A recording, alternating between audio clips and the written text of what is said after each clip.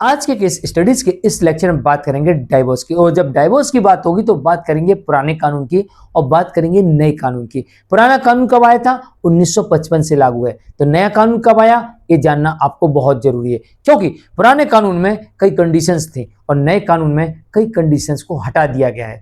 और पुराने कानून में कई बार आपको डिवोर्स नहीं मिलती थी, लेकिन नए कानून में ऐसा प्रावधान देखने को मिल रहा है कि लगातार कोर्ट डाइवोर्स दे रही है। तो ये सारी जानकारी आपको होना जरूरी है अगर आपका डाइवोर्स का केस चल रहा है या फिर आप डाइवोर्स लेना चाहते हैं। तो पुराना कानून क्या था ये भी आपको जानना जरूरी है, अन्यथा आप पुराने कानून के हिसाब से चलते रहेंगे और सालों साल आप कोर्ट में केस लड़ते रहेंगे और हो सकता कि आपको डिवोर्स ना मिले। दूसरी बात, नया कानून जानना भी आपको जरूरी है और नए कानून के हिसाब से आपको कोर्ट में आवेदन भी प्रस्तुत करना है और उसी के हिसाब से आपको चलना है, ताकि आपके केस में आपको जल्दी डाइवोर्स मिल जाए। और डाइवोर्स मिलने के पहले, केस फाइल करने के पहले आपको इस बात का स्मरण रहे कि हाँ, मेरे केस में किन कारणों से डाइवोर्स मिलेगी या रिजेक्ट होगा या किस कोर्ट से मिलेगी, कितना वक्त लगेगा, ये सारी जानकारी आज के केस स्टडीज के इस लेक्चर में बताएंगे।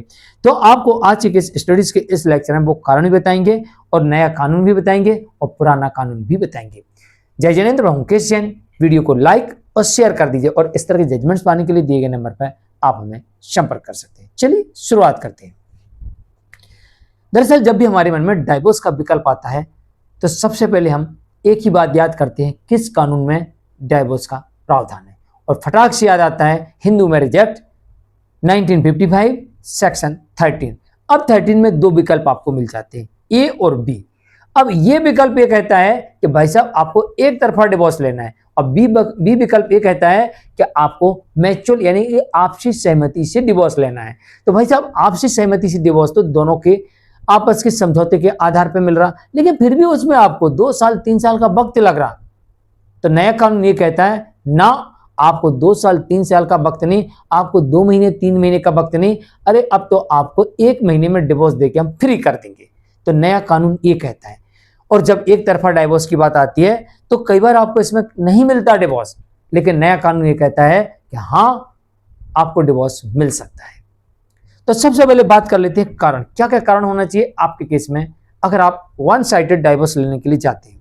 अगर आप वन साइडेड डाइवोर्स लेने के लिए जाते हैं तो आप अपने केस में अडल्ट्री का ग्राउंड लेके जा सकते हैं, आप अपने केस में क्रूरल्टी का ग्राउंड लेके जा सकते हैं, आप अपने केस में डिजर्शन का ग्राउंड लेके जा सकते हैं, आप अपने केस में मेंटल डिसऑर्डर का ग्राउंड लेके जा सकते हैं, आप अपने केस में धर्मांतरण का ऑप्शन लेके जा सकते हैं। इनमें से कोई भी कारण हो, या फिर बिना किसी कारण के अलग रह रही पत्नी या पति बिना किसी कारण के मुझे नहीं ले जा रहा, ये ग्राउंड लेके भी आप जा सकते हैं। और ये सारे के सारे ग्राउंड्स आपके लिए एक तरफा डाइवोर्स यानी वन साइडेड डाइवोर्स के लिए जरूरी है। इनमें से कोई भी एक ग्राउंड हो और उसका सबूत हो तो आपको डिवोर्स मिल जाएगा।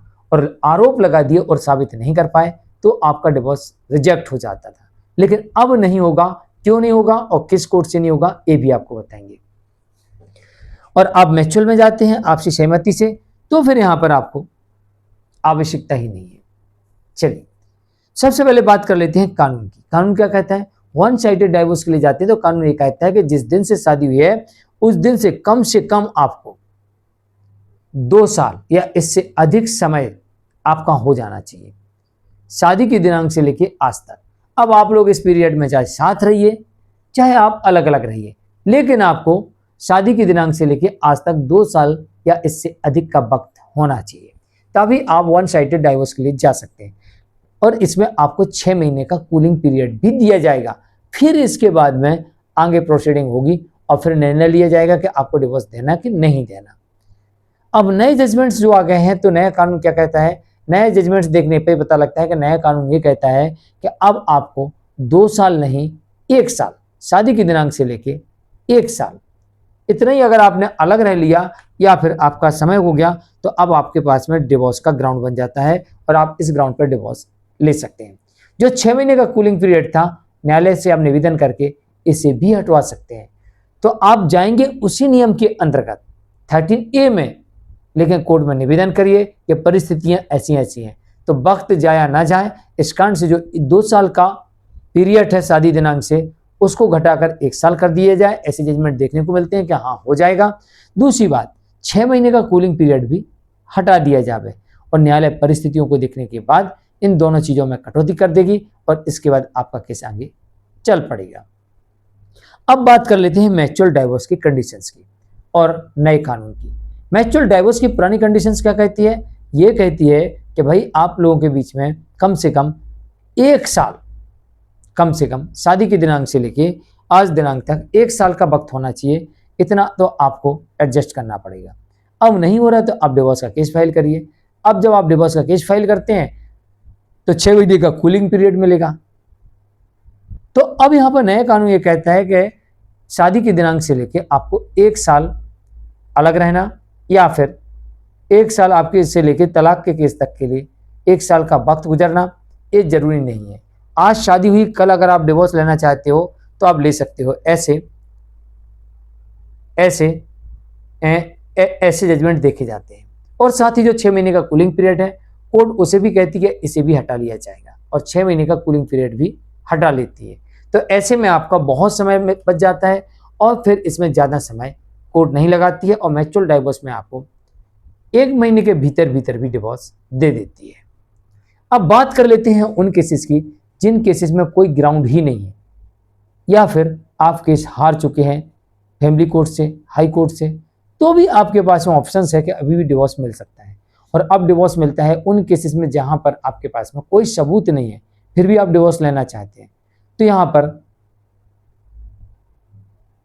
142 आर्टिकल का प्रयोग किया जाता है। न्यायालय 142 आर्टिकल का प्रयोग करती है और उन मामलों में भी डिवोर्स देती है जहां कोर्ट को लगता है कि एक साथ रहना संभव नहीं है, क्योंकि ऐसी परिस्थितियां देखने को मिल रही हैं कि एक साथ नहीं रह सकते। इस कारण से उस मामले में वन साइडेड डाइवोर्स देते हुए आर्टिकल 142 का प्रयोग करती है।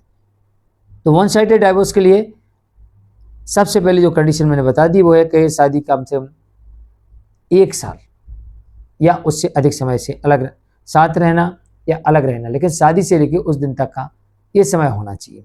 दूसरा ये कि भाई स्वास्थ्य ठीक नहीं रहता, यानी कि मेंटल डिसऑर्डर है, झूठ बोल के शादी की है।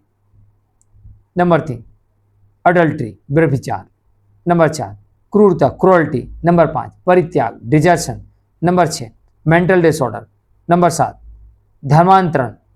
अगर इनमें से कोई भी रीजन है आपके पास में तो आप सबूतों को लेकर वन साइडेड डाइवोर्स के लिए जा सकते हैं, और अगर कोई भी रीजन नहीं है तो आप म्यूचुअल डाइवोर्स के लिए भी जा सकते हैं। आज के केस स्टडीज के इस लेक्चर में इतना ही। मैं हूं केस जैन। नमस्कार।